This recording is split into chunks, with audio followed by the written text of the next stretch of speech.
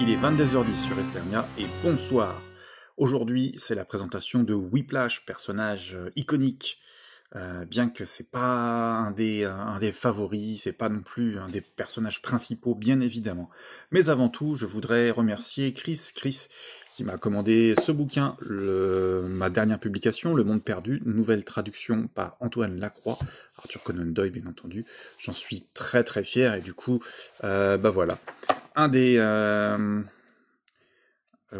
des suiveurs de la chaîne M2UO m'a fait plaisir en commandant ce livre, une version dédicacée. Alors c'est sûr, ça coûte quelques euros en plus, puisqu'on ne commande pas par Amazon, mais par moi directement. Du coup, il y a des petits frais en plus. Mais voilà, une dédicace personnalisée, bien entendu. Ça fait plaisir. Merci à toi, Chris. Et tu as déjà ce livre, en fait, à l'heure où la publication de cette vidéo, bien entendu. Whiplash est un personnage apparu dans les années 80, bien entendu. Tout le monde le connaît, je pense. Ici, on a une carte euro avec le logo 40, hein, bien entendu, la vague 10, qui célèbre aussi les 40 ans de Musclor. J'ai découpé ça un peu comme un sagouin, je devais être pressé de le découvrir. Hop, à l'arrière, ah bah voilà, ça c'est cool, on voit Musclor. Hop, je suis fatigué. Oui, alors Musclor en Battle Armor, tout au fond, je me rattrape. Après Fisto, qui est en train de combattre justement Whiplash, armé de sa belle lance et de sa queue reptilienne, sa queue qui sert de fouet, hein, Whiplash, voulant dire fouet. On est sur un terrain un petit peu rocailleux, escarpé, il y a des montagnes, des nuages. C'est pas fifou comme illustration, bon après, ça fait le boulot. J'ai entendu dire qu'en fait, quelquefois, les illustrateurs pouvaient ne pas avoir de nouvelles de Mattel pendant plusieurs mois, et d'un coup, il faut leur livrer tout de suite 4, 5, 10 illustrations, et du coup, on les pousse un petit peu à travailler à la va-vite. Néanmoins, le résultat est très satisfaisant. Ici aussi, on retrouve les cross-cell art avec deux illustrations de la figurine, toujours dans le même style de la vague 10, où on voit vraiment des dessins, ou alors, je sais pas, c'est des photographies, des figurines digitalisées. Ça a évolué un petit peu de ce côté-là.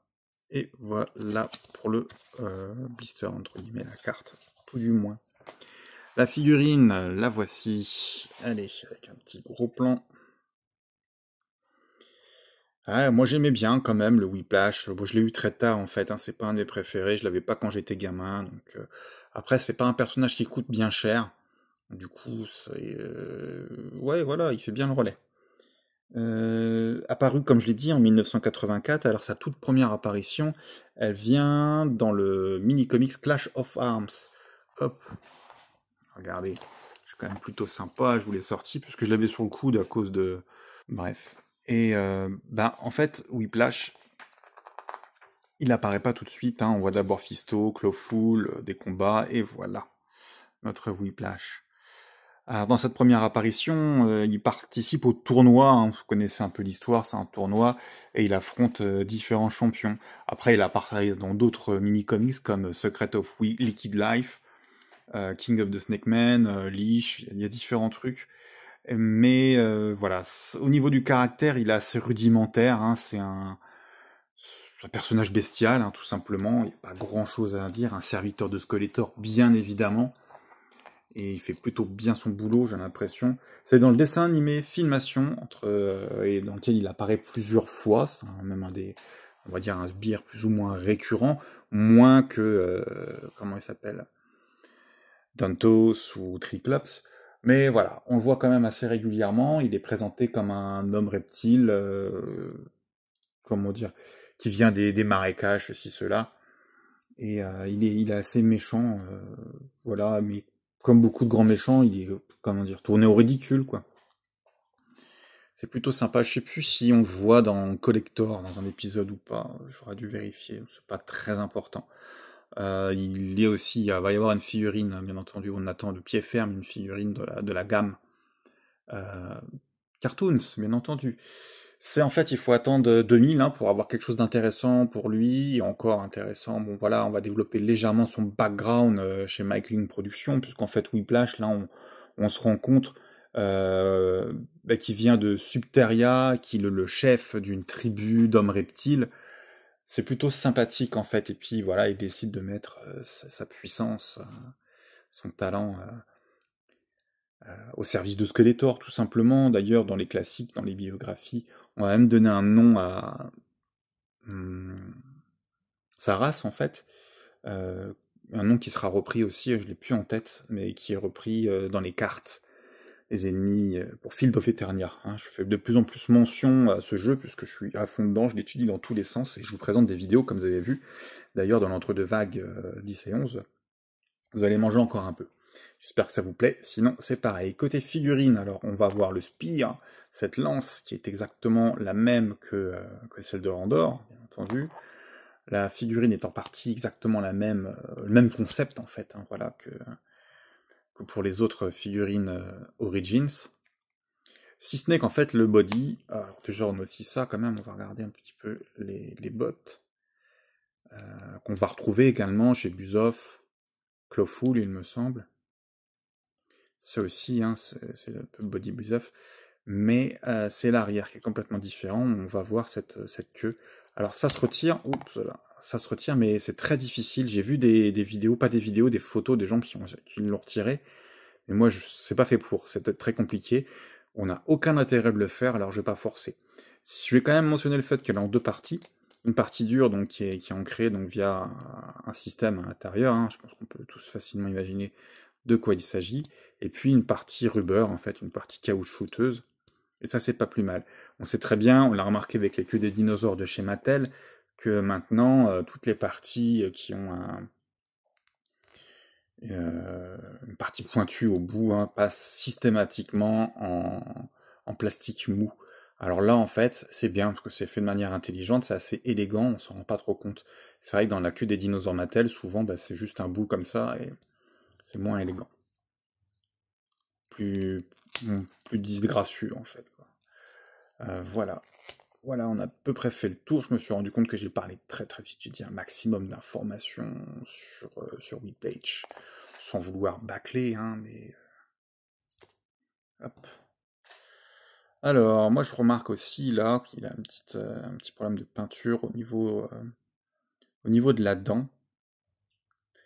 Alors, est-ce que ce problème était existentiel quand je l'ai acheté? Je ne sais plus en fait. Hein, ou, parce que pour le coup je l'ai acheté en 2022, hein, fin de l'année, ou début 2023.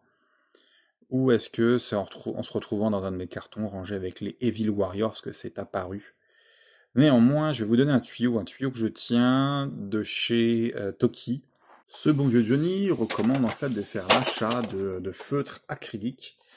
Alors, on va prendre un peu de recul. Voilà ce type qu'on peut trouver dans différentes boutiques. C'est pas un souci, celui-ci, moi j'ai suivi son conseil, ça vient de Action. Là j'ai 18 couleurs, donc il y aura pas mal de choses. Et bien entendu, on va prendre le blanc, je vais essayer ça. En fait, j'ai jamais essayé son conseil. Hop. Donc, expérience en live. Bien entendu, vous avez compris rapidement de quoi il s'agissait. Alors j'espère que la pointe de mon truc, elle est propre. Ouais, ça a l'air. Ah, je n'ai pas acheté ces feutres-là pour ça en fait. Hein. Mais bon, on va suivre le conseil. Et puis voilà. Alors, là je vois pas du tout ce que je fais quand même. Bah alors. Mais ça sert à que dalle. Alors.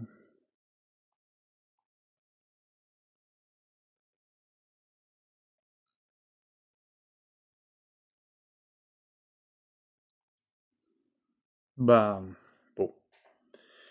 J'abîme pas la figurine en tous les cas.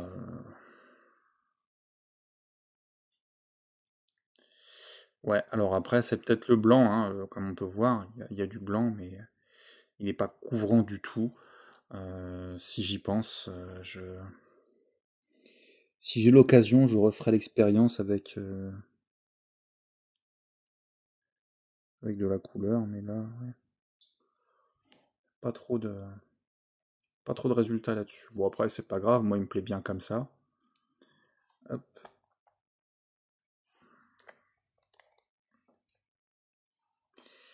Est-ce que j'ai quelqu'un sous la main pour essayer autre chose? Allez, on va voir. Je prends le noir, parce que là, j'ai un Danavas qui traîne. En fait, il est là pour l'entre-deux vagues. Petit custom. Ouais, je pense que l'idée peut marcher, c'est juste le blanc, c'est pas le bon exemple en fait.